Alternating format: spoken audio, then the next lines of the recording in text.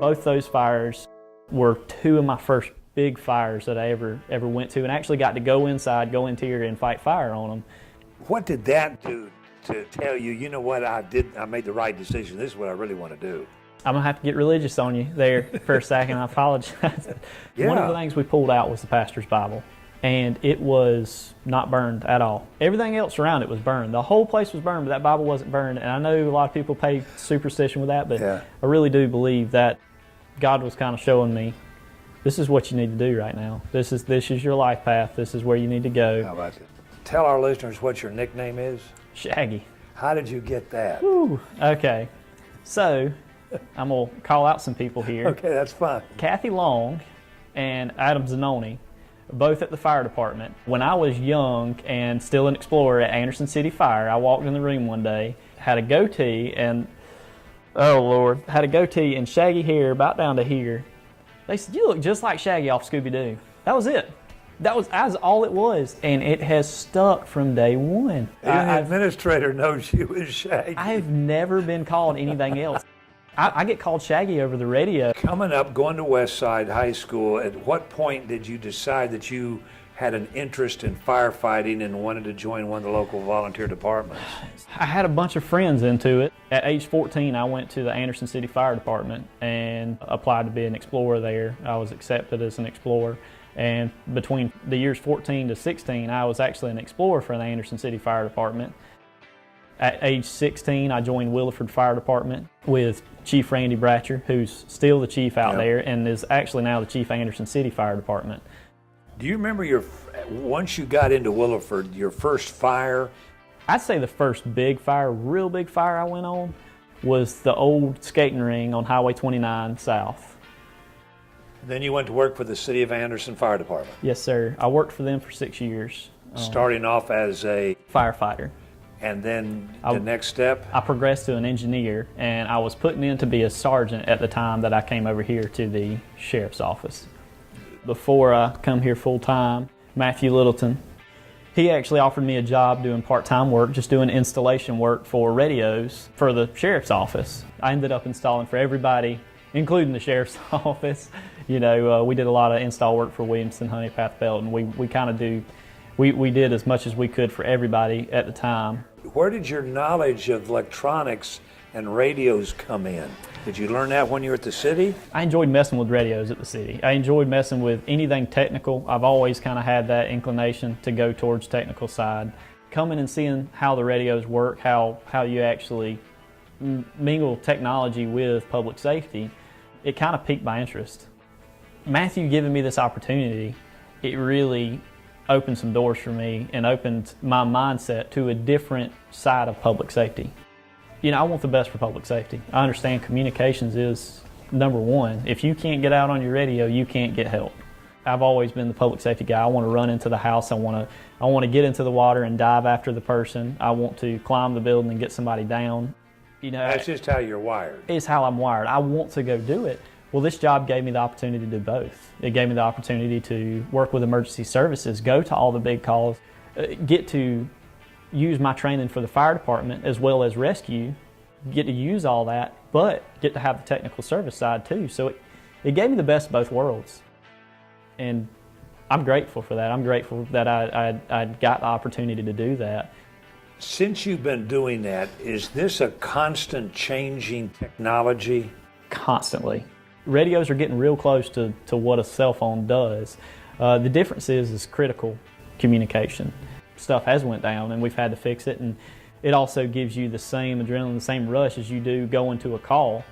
Now you're going to make sure that these guys can talk that are at the calls. But there are other things that you do that we benefit from besides your expertise with electronics and radios. Yes, sir. I specialize in water rescue, high-angle rescue, and low-angle rescue, and I have a small specialty in search and rescue. I do all those things through the Anderson Technical Rescue Team. That team is another team that has helped me grow and helped me learn how to better the county and better myself in the sense. Because that's made up of folks from all over the county and all different agencies. Yes, sir. That's volunteers from EMS, fire, pretty much everybody. Law enforcement? Yes, sir. The time that I was over the dive division it was a good time, but it was an eye-opening time for me.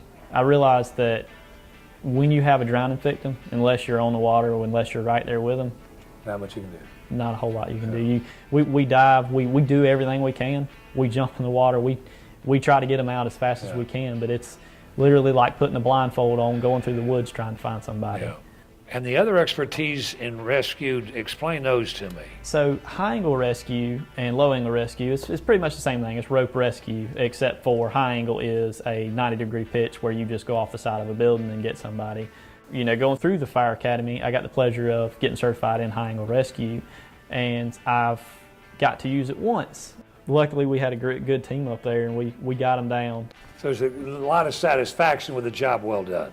Yes, and then you have the job not well done. Yeah, sure. There's certain ones that you can do everything you can, and it still not doesn't gonna work out. Still doesn't make a difference.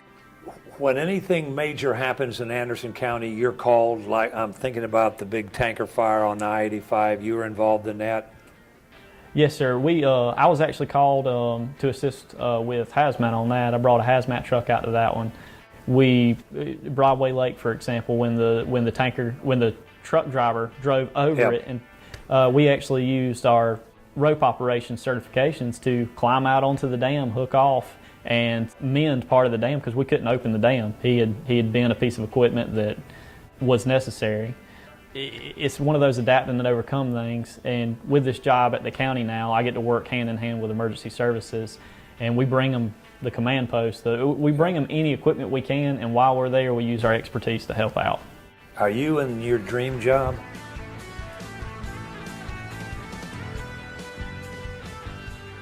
I probably am. Yeah. I haven't been asked that question, but I really think I am. I not only do I get the technical side, I get the emergency service side, I get the opportunity to help out when I can, and I get to help the community when I can. And more often than not, you can go home satisfied that you helped other people in Anderson County, no matter what the situation was. Yes, sir. Yeah, more often than not. And even when we don't, even if we go home and feel beat down and realize that there was nothing that we could do to help an individual or to solve a situation, even in that, I feel like we as first responders use that to better ourselves and to better other first responders and to talk with other first responders that are going through the similar stuff. There's calls that haunt everybody. There's calls that haunt me still today. There's recent calls that haunt me, but having the chaplaincy at the sheriff's office, having the brotherhood, there's still a brotherhood at the sheriff's office. Right. Even though I'm not a certified law enforcement officer, these guys truly care about us, and they treat us like one of them.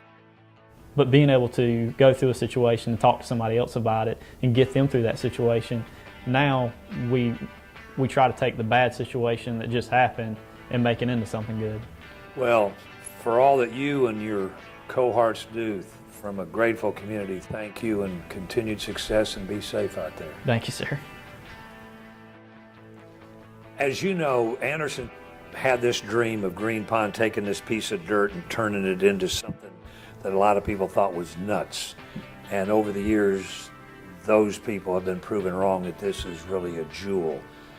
And Bass needed something to help them do what they did to endear us to them. Yes, sir. Anderson County decided to do what? The problem is they needed high-speed internet.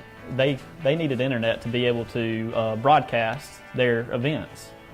Not only that, every boat has a cameraman in it. Yes. And he's got to get his signal. And that feed goes back to the trailer at there, and then goes back out to the public. So that's right. This actually occurred before my time, but the first time they needed that, the plan was to put fiber in, and fiber was going to cost way too much money. So the temporary solution was use point-to-point internet shots to shoot internet from Green Ponds. It routes around the county and comes back to Green Ponds. So we got a temporary tower back then. Matthew Littleton actually planned a lot of that. Got a temporary tower from the state, put it up, and was able to pipe internet back. We did that multiple years afterwards. We kept going and getting the portable tower, which was really just costing extra money, costing more time. And so we had the idea, and we pushed the idea, let's just build a tower. Let's build a permanent tower out there. And the county got behind it. We got a local tower guy to actually come in. He had a tower that he already had in his yard ready to go, and he gave us a great price on it. We put it up, and we actually put high-speed internet through the air straight to Green Ponds. And we developed a little device out of a speaker stand that it points to our tower, and we can sit it anywhere in the park. All we have to do is have power to it. You plug it up, it repeats the signal from the tower. They can either plug directly into it, which is like plugging directly into the tower, or I have a Wi-Fi router on top of it that shoots out Wi-Fi for that area. So I made it as easy and foolproof as possible. They can actually just go plug that tower in and use it anywhere on the site. All they have to do is point it back to the tower. I had a lot of help though. I had Richard Donald, Adam Westmoreland was with us at the time. He helped us get this project going. It did benefit Bass, but it benefits everybody else. Sure. Any of the other events that come in, I give them the Wi-Fi password. They can jump right on it. If they need direct connection to the tower, we bring out the pole and they set it up, and they're good to go. They can now broadcast. They can download what they need. It also helps with security down there. We've added a camera to the tower. We're adding multiple cameras around the location. Look in your crystal ball and tell me what is in the immediate future for Anderson County to help y'all do a better job. What are we doing to help you?